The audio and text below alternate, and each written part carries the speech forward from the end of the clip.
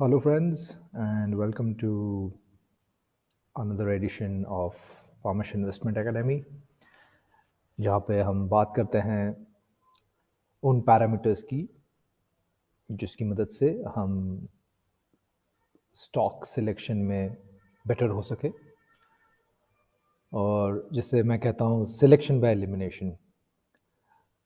जिन parameters में एक particular जो आप स्टॉक एनालाइज कर रहे हैं वो अगर नहीं बैठता है वो जो एक लिस्ट ऑफ पैरामीटर्स है तो वो स्टॉक को आगे स्टडी नहीं करना चाहिए, right.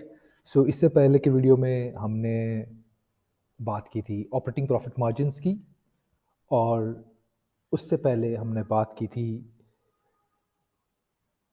Cash flow from operations और नेट प्रॉफिट में जो डाइवर्जेंस होता है उसके बारे में।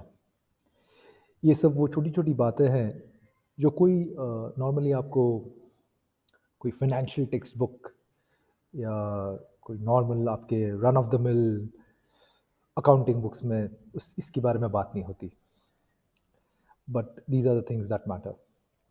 और आज हम जो तीसरे पैरामीटर की बात करने वाले हैं हमारे स्टॉक सिलेक्शन में जो मायने रखता है वो बहुत इम्पोर्टेंट है। It is ROCE, return on capital employed. दोस्तों इसको एक एग्जाम्पल्स के थ्रू समझने की कोशिश करते हैं। अगर मैं आपको बताऊं कि आपके पास इन्वेस्ट करने के दो ऑप्शन है, दो कंपनीज है। कंपनी एक्स जो 10 लाख रुपए नेट प्रॉफिट कमाती है हर साल, और कंपनी वाई जो 20 लाख नेट प्रॉफिट कमाती है हर साल। आप किस में इन्वेस्ट करेंगे? आपका जो अगला सवाल मेरे लिए होना चाहिए वो ये होना चाहिए कि ये जो कंपनी ने 10 लाख कमाए एक्स ने और वाई ने जो 20 लाख कमाए, उसकी पूंजी कितनी है? बेसिकली उसका कैपिटल जो है, कैपिटल बेस, वो कितना है?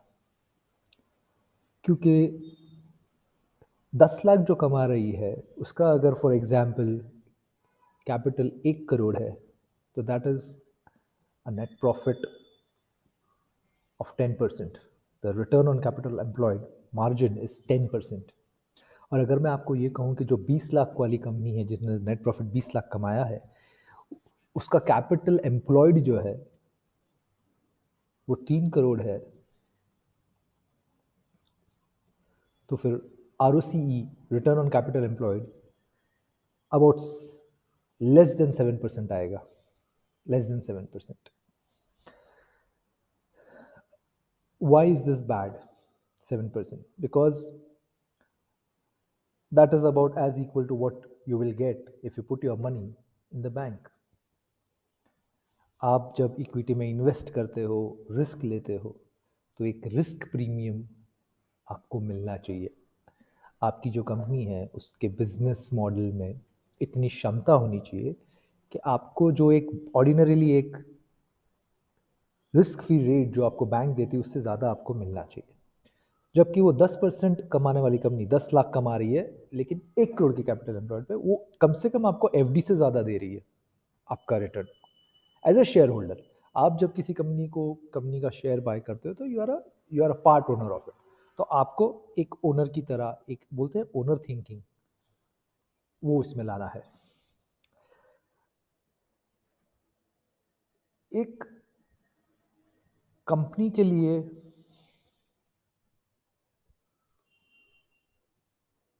ROCE, एक हेल्दी ROCE जनरेट करना ज़रूरी तो है,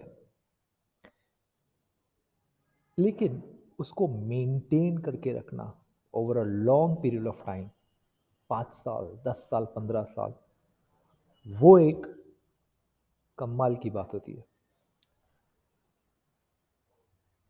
आपको लगता होगा कि एक 15% ROC कमाने में क्या बड़ी बात है। आप अगर एनालाइज करोगे BSE की 5000 कंपनियां जो लिस्टेड है, और आप उसमें अगर कंसिस्टेंटली ये देखोगे कि कंसिस्टेंटली ईयर ऑन ईयर 5 साल, 10 साल, 15 साल, 20 साल के ये जो जो टाइम पीरियड होता है, कंसिस्टेंटली 15% अबव आरओसी वाली कितनी कंपनियां हैं? You will be surprised to know कि शायद 2 डज़न भी ना मिले आपको।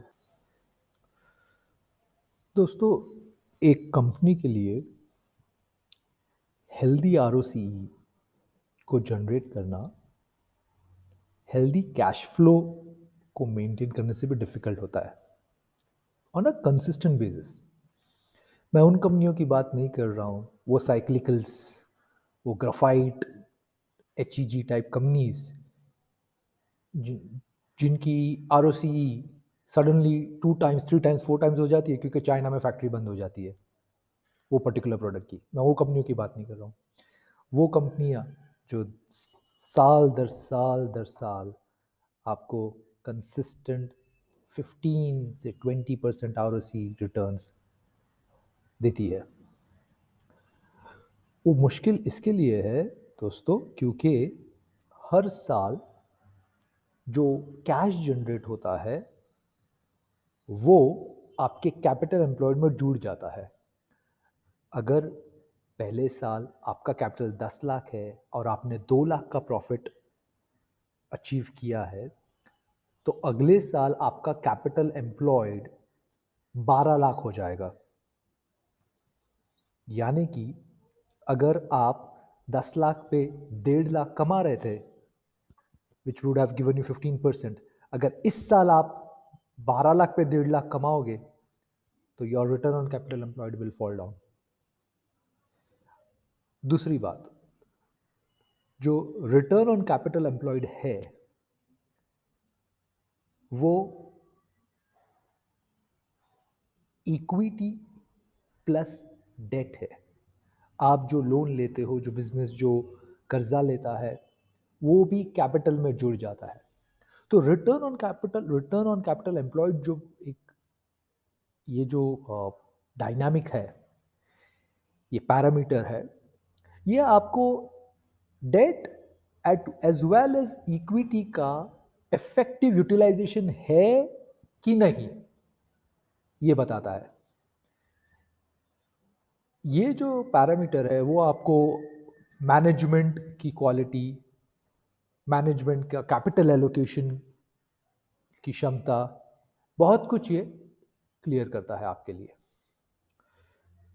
तो फ्रेंड्स, अगले वीडियो में एज यूजुअल हम प्रैक्टिकल एग्जांपल्स लेंगे, कंपनीज देखेंगे जिनकी रिटर्न ऑफ कैपिटल एम्प्लॉयड उनके स्टॉक प्राइसेस को कैसे इफेक्ट करती है, right? Till then, take care, stay safe, and see you soon.